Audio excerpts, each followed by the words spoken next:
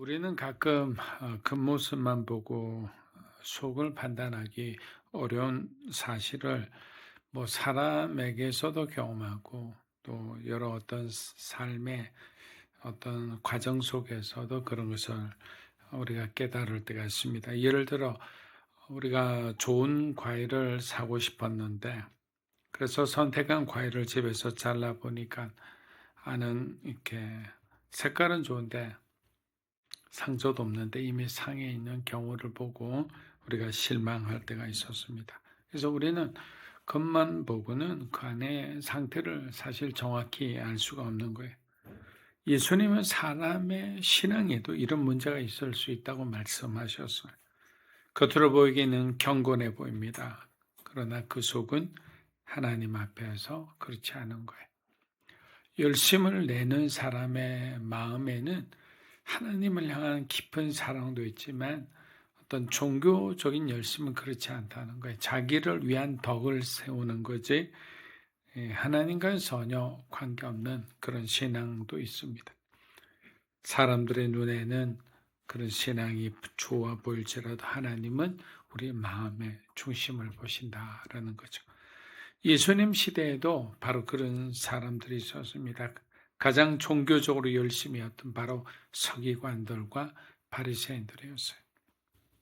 사람들의 눈에 그들은 자기들이 감히하기 어려운 그런 율법들을 지켜내는 경건한 사람들로 보였습니다.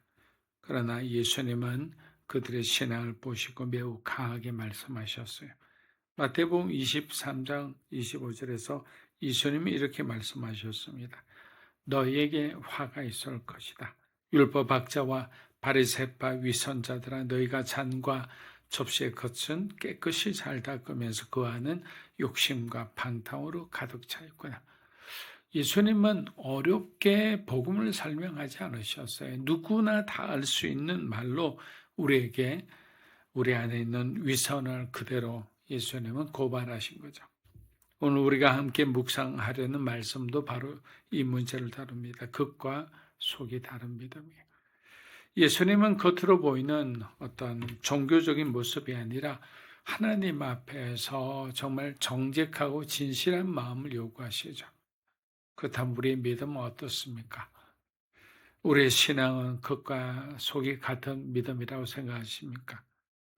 어쩌면 우리와 가장 가까이 있는 가족들조차 우리 마음 깊은 곳에 있는 탐욕과 숨겨진 죄를 보지 못할 수도 있습니다. 그래서 우리 아들은 착한 아들입니다라고 그 살인자를 둔 부모조차도 그렇게 생각을 하는 거예요.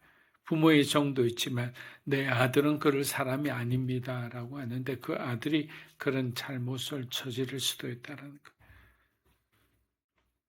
그래서 그렇지만 하나님과 나 자신은 내가 어떤 사람인지를 너무 잘 알아요.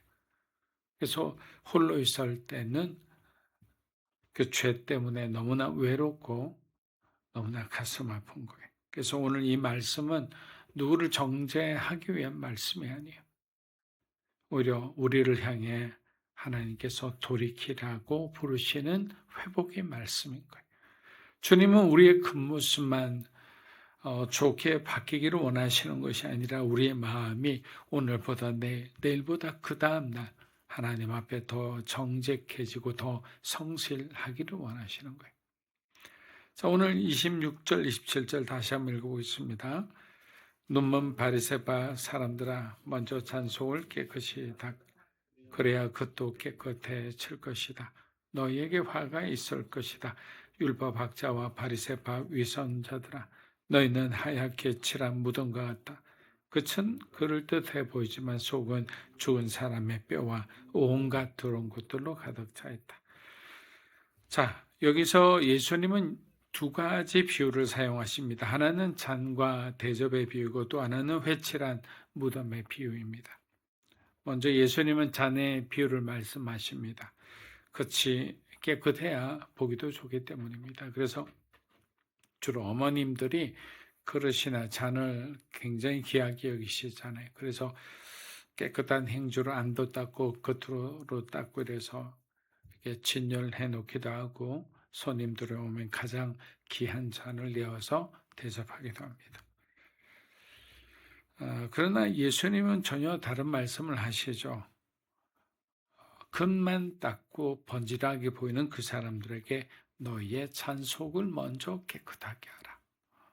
속이 깨끗해지면 그것도 자연스럽게 깨끗해진다라는 거예요. 우리가 어느 곳에 한 가지 몰두할 때 보면 우리의 여러분들의 방이 점점 어지러워지는 걸 봐요.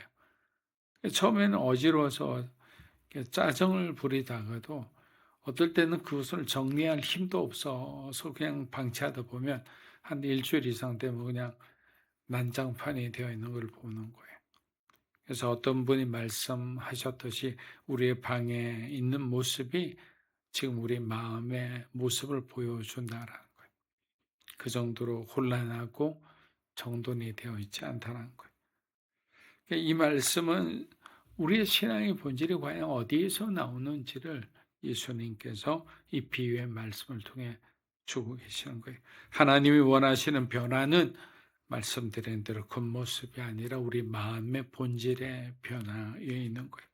행동을 좀 더 종교적으로 열심을 내는 그런 모습이 아니라 하나님 앞에서 우리의 마음이 더 거룩해지고 구별되는 것을 원하는 거죠.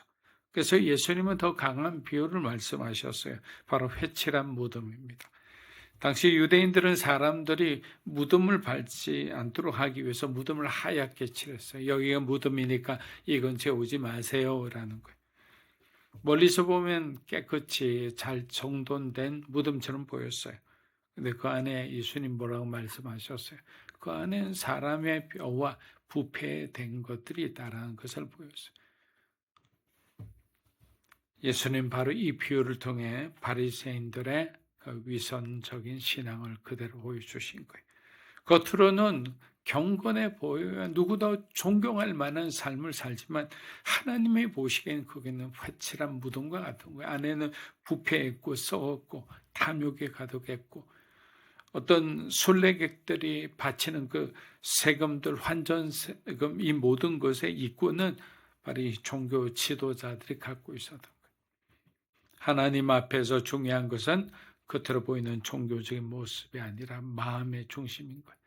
그래서 그들은 예루살렘의 정치적 독립을 위해서 독립군들과 열혈당에게 뒤에서 돈을 대면서 로마를 위해서 항전하게 했어요. 마치 그것이 구국을 위한 행동인 것처럼 자기들을 정의롭게 여겼습니다. 그러나 예수님은 정치적인 변화를 가져오기 이 땅에 오신 게 아니라 한 영혼이라도 더 구원하시기 위해 오신 거예요. 예수님의 뜻을 모르고 자기들의 정의와 자기들의 공의를 외친 거예요.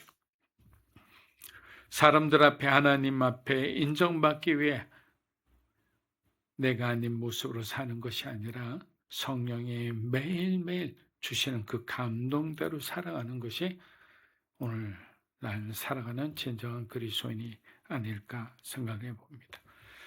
자, 우리 29절, 30절 한번 읽어보겠습니다. 너희에게 화가 있을 것이다.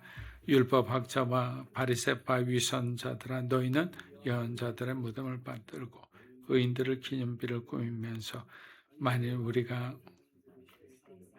예언자들을 피 흘리는데 예수님은 여기서 한 걸음 더 나아가 바리새인들의 또 다른 신앙의 모선을 드러냅니다. 자, 그들은 예언자들의 무덤을 아주 정성스럽게 만들고 소위 의인들이라는 사람들의 기념비를 만들어서 사람들이 방문하고 예를 취하게 했습니다. 자, 겉으로 보면 굉장히 잘한 행동이죠. 마치 믿음의 선배들 깊이 존경하고 그들의 삶을 기념하고 교훈 삼는 모습들로 보입니다. 그리고 그들은 이렇게 말했습니다. 만일 우리가 조상들의 시대에 살았더라면 우리는 예언자들을 죽이는 일에 가담하지 않았을 것이다 라는 거예요. 그들은 자신들을 조상들보다 더 의로운 사람들로 그렇게 생각합니다.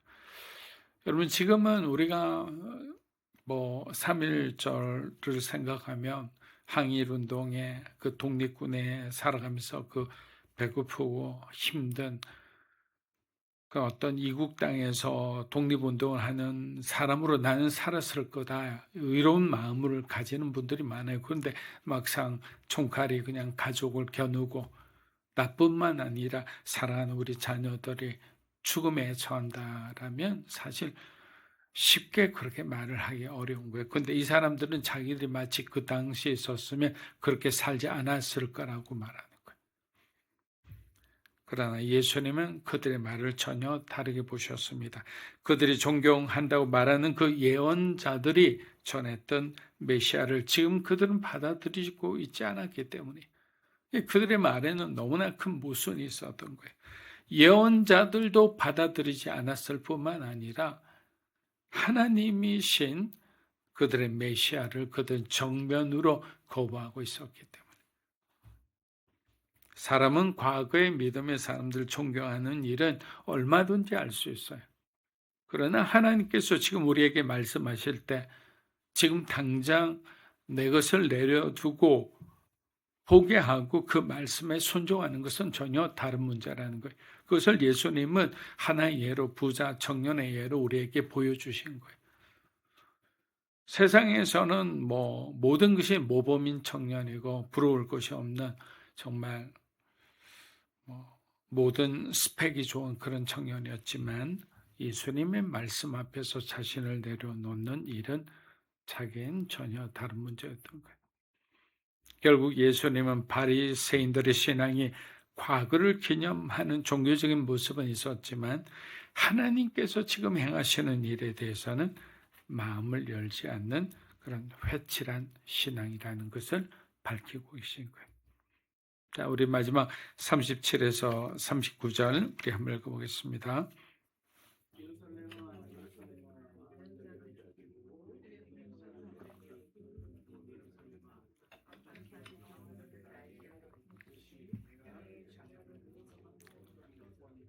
그러나 너희가 원하지 않았다. 보라, 이제 너희 집은 버림받아 황폐해질 것이다. 주의 이름으로 오시는 분이 복되시다라고 말할 때까지 너희는 다시는 나를 보지 못할 것이다. 사랑하는 여러분, 예수님의 말씀은 여기에서 끝나지 않았어요. 지금까지 예수님은 바리새인들의 위선을 강하게 책망하셨습니다. 그런데 마지막 부분에서 우리는 전혀 다른 장면을 보게 됩니다. 그 책망의 끝에는 예수님의 깊은 슬픔과 사랑이 담겨 있었던 거예요. 예수님은 예루살렘아, 예루살렘아라고 하셨어요. 여러분, 성경에서 이름을 두 번 부르는 표현은 깊은 애통함과 사랑이 담긴 부르심이에요. 그만큼 강조하는 거예요. 예수님의 슬픈 마음을, 또 예수님의 그들을 향한 포기하지 않는 사랑을 강조하고 또 강조한 거예요. 여러분, 세상에 어떤 부모가 자기 자식을 포기하겠습니까? 잘난 자식이 있고 부모를 기쁘게 하는 자식이 있다면 부모의 마음을 늘 근심하게 하는 자녀 있는데 그 자녀라고 어떤 부모가 그 자녀를 버립니까? 오히려 더 애지중지하며 포기하지 않죠. 그리고 이렇게 말씀하십니다. 앞에 나온 구절인데요. 암탉이 병아리를 날개 아래 품듯이 내가 내 자녀를 모으려고 한 적이 몇 번이냐라고 말씀하십니다. 창세 이래 지금까지 하나님께서 그들에게 기회를 주신 그 모든 것을 말씀하시는 거예요. 여러분, 이 말씀은 우리를 향한 하나님의 마음을 보여줍니다. 예수님은 심판을 원하시는 분이 아니라 사람들을 품고 보호하고 그들의 인생을 회복시키기를 원하시는 분이죠. 그러나 문제는 하나님이 그들을 부르지 않은 것이 아니라 사람들이 원하지 않았던 거예요. 등 따시고 배부르고 권세 있고 사람들의 존경을 받으니까 아쉬운 것이 하나도 없었던 거예요.